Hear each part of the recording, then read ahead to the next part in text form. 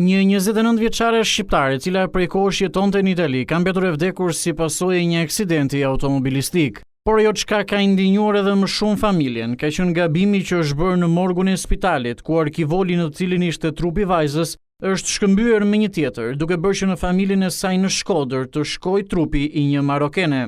Ngjarja ka ndodhur disa ditë më parë, kur familjes që jeton në Shkodër i është dërguar trupi pa jetë i një tjetër personi dhe jo i vajzës së tyre, çka ka sjellë edhe një indinjim të familjarëve.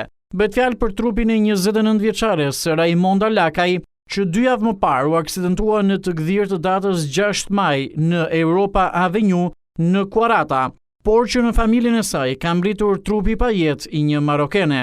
Kjo ngatres bëri që varrimi i vajzës shqiptare të bëhej 10 ditë më vonë, kur familjarët janë rikthyer sërish në Itali, aty ku kanë të rrequr trupin e pajetë të vajzës së tyre. 29 vjeçare shqiptare humbi jetën teksa shkonte për në punë orën 5 të mëngjesit.